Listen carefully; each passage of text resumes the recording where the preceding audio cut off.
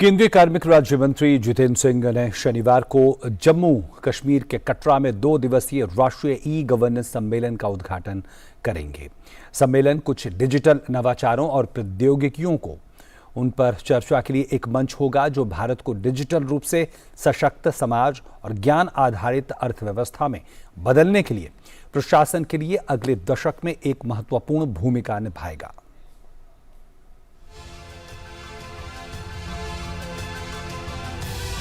साथियों, जब हम डिजिटल इंडिया की बात करते हैं तो कुछ लोग समझते हैं कि ये सिर्फ सरकारी एक योजना है, लेकिन डिजिटल इंडिया सिर्फ एक नाम नहीं है, ये देश के विकास का बहुत बड़ा विजन है। इस विजन का लक्ष्य है उस टेक्नोलॉजी को आम लोगों तक पहुंचाना जो लोगों के लिए काम करे और लोगों के साथ जुड़कर काम करें। प्रधानमंत्री श्री नरेंद्र मोदी जी के कुशल नेतृत्व में ई गवर्नेंस के साथ बदल रहा है भारत। डिजिटल क्रांति के एक नए युग में बढ़ रहा है भारत। हाईटेक हो रहे हैं सरकारी दफ्तर, मोबाइल ऐप्स के जरिए लोगों तक पहुंच रही हैं सार्वजनिक सेवाएं, कोर्ट कचहरी, पुलिस, शैक्षणिक संस्थानों, स्वास्थ्य सेवाओं से लेकर मंडियों तक का हो रहा है डिजिटलीकरण। विभिन्न क्षेत्रों में तकनीक एवं नवाचार के विकास ने लोगों के जीवन को सरल बनाया है और पारदर्शिता सुनिश्चित करते हुए सुशासन में महत्वपूर्ण योगदान दिया है। देश के दूरस्थ क्षेत्र अब नहीं है वंचित, क्योंकि ई गवर्नेंस ने मिटाई है दूरियां। ऑनलाइन माध्यम से सरकारी सुविधाओं का लाभ घर बैठे मिलने से आम नागरिकों की समय और पैसे की बचत हो रही है।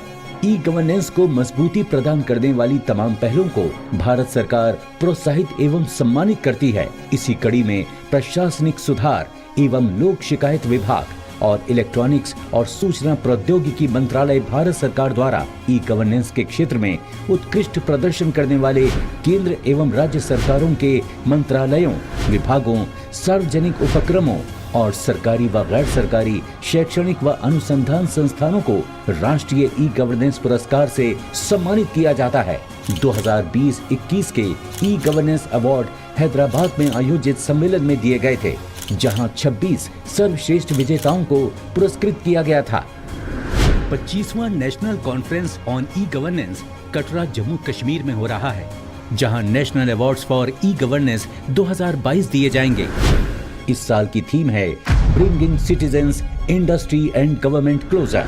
National awards for e governance 2022 के लिए 5 कैटेगरी निर्धारित की गई हैं, जिनमें कुल 18 पुरस्कार हैं, 9 स्वर्ण और 9 रजत पुरस्कार। इस वर्ष इन 5 श्रेणियों में कुल 432 आवेदन आए, जिनमें से 18 सर्वश्रेष्ठ पहलों को चयनित कर सम्मानित किया जा रहा है।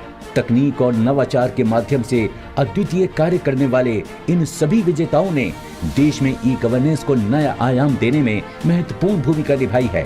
इनके द्वारा विकसित की गई तकनीकों से प्रशासनिक सेवाओं में सुधार आया है और आम नागरिक लाभान्वित हो रहे हैं।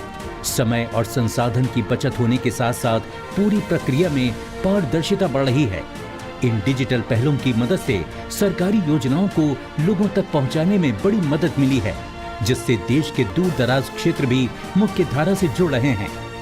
इसके साथ ही प्रधानमंत्री श्री नरेंद्र मोदी जी के डिजिटल इंडिया के विजन के सृजन की दिशा में तेजी से बढ़ रहा है भारत।